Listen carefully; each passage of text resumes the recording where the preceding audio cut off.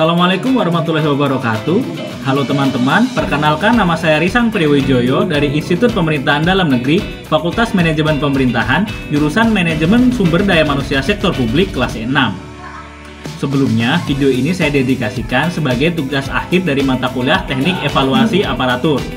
Di dalam video ini, saya ingin membahas tentang Performance Evaluation Error. Apa itu Performance Evaluation Error? Performance Evaluation Error adalah kesalahan-kesalahan yang sering terjadi pada proses penilaian kinerja pegawai. Nah, teman-teman, setidaknya ada 10 jenis kesalahan dalam penilaian kinerja aparatur. Kesalahan-kesalahan itu apa saja? Mari kita bahas satu persatu. Yang pertama adalah leniency error atau kesalahan di mana penilai memberikan nilai yang lebih positif dari yang seharusnya. Contoh dari kesalahan ini adalah jika kita sebagai seorang penilai menilai karyawan dan memberikan nilai secara bias, di mana saat kita memberikan nilai, maka kita akan memberikan nilai dengan lebih baik daripada kinerja yang sebenarnya. Hal ini bisa dikarenakan ada beberapa faktor tertentu yang membuat penilaian itu menjadi bias. Kesalahan yang kedua adalah severity error. Severity error ini adalah kebalikan dari kesalahan yang tadi nih teman-teman. Kalau yang tadi leniency error adalah kesalahan dengan cenderung memberikan nilai dengan lebih baik daripada kinerja aslinya. Tapi kalau di severity error ini kita akan cenderung memberikan nilai dengan lebih buruk daripada kinerja aslinya. Faktor penyebabnya masih sama seperti tadi, yaitu ada faktor-faktor lain sehingga menyebabkan penilaian itu bias. Kesalahan yang ketiga adalah central tendency error. Central tendency error adalah kesalahan yang terjadi karena penilai memberi nilai sebagian besar ternilai dari nilai rata-rata.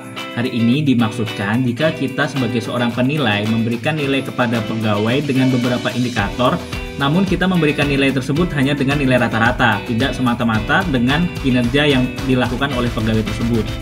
Yang keempat adalah halo error. Halo error ini adalah kesalahan di mana penilai memberikan nilai yang sama di sejumlah indikator kerja. Dalam memberikan penilaian tentu ada indikator-indikator tertentu. Tapi jika ada halo error ini, maka kita cenderung memberikan nilai yang sama di tiap-tiap indikator kepada pegawai. Yang selanjutnya adalah high potential error. High potential error adalah kesalahan penilaian yang mengacaukan potensi ternilai di masa depan dengan kinerja ternilai sekarang. Hal ini dimaksudkan bahwa jika kita memberikan penilaian yang buruk kepada pegawai pada saat ini, akan berpotensi memberikan nilai yang buruk juga di masa mendatang terhadap kinerja pegawai. Kesalahan selanjutnya adalah similar to me error atau kesalahan yang menganggap bahwa pegawai sama dengan diri kita sehingga akan menyebabkan bias dalam pemberian nilai. Seperti contohnya jika perilaku, sikap, kebiasaan pegawai sama dengan perilaku, sikap, dan kebiasaan kita, sehingga kita akan cenderung memberikan penilai kepada pegawai tersebut sama seperti kita menilai diri kita sendiri. Selanjutnya adalah stereotyping error. Stereotyping error adalah kesalahan yang disebabkan karena adanya kecenderungan penilaian untuk menggeneralisasi kelompok tertentu. Seperti contohnya jika ada stereotip buruk tertentu terhadap suatu ras atau suku atau agama dari background seorang pegawai, kita akan cenderung memberikan penilaian sesuai dengan stereotip yang berlaku di masyarakat. Hal ini tentu akan menyebabkan permasalahan dalam penilaian pegawai. Yang selanjutnya ada recency error. Recency error adalah kesalahan di mana penilaian memberikan nilai berdasarkan kinerja ternilai akhir-akhir ini, bukan berdasarkan kinerja yang dilakukan pada saat ini. Seperti contohnya, jika seorang pegawai melaksanakan kinerja yang baik selama 3 bulan berturut-turut, walaupun di bulan ini dia melakukan pekerjaan yang tidak terlalu baik, tapi karena adanya bias recency error ini, maka akan menyebabkan penilaian kita memberikan penilaian yang baik terhadap pegawai tersebut. Kesalahan yang selanjutnya adalah contrast effect. Contrast effect adalah kecenderungan penilai untuk membandingkan ternilai dengan pegawai lainnya, bukan dengan standar kinerja yang telah ditetapkan sebelumnya. Seperti contohnya, jika di sebuah lingkungan kerja, di mana rata-rata pegawai yang lain memiliki nilai yang tinggi, walaupun ada pegawai yang sudah melampaui standar kinerja, tapi dia tetap di bawah dari teman-temannya, maka dia akan dianggap memiliki kinerja yang buruk. Padahal secara standar kinerja, dia sudah memiliki kinerja yang bagus. Ini terjadi karena adanya contrast effect ini, di mana seorang pegawai dinilai berdasarkan lingkungan di sekitarnya.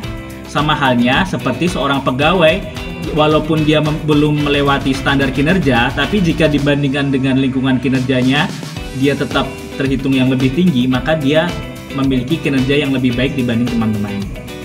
Yang terakhir adalah spillover effect. Spillover effect ini adalah kesalahan di mana nilai evaluasi masa lalu digunakan untuk menilai evaluasi yang sedang dilakukan pada saat ini.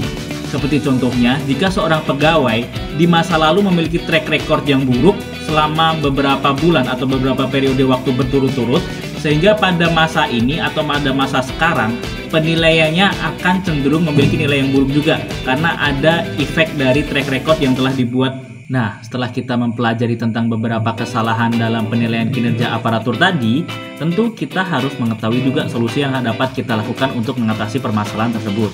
Menurut saya, ada 3 solusi yang dapat kita lakukan dalam mengatasi bias-bias atau permasalahan dalam penilaian kinerja aparatur tadi.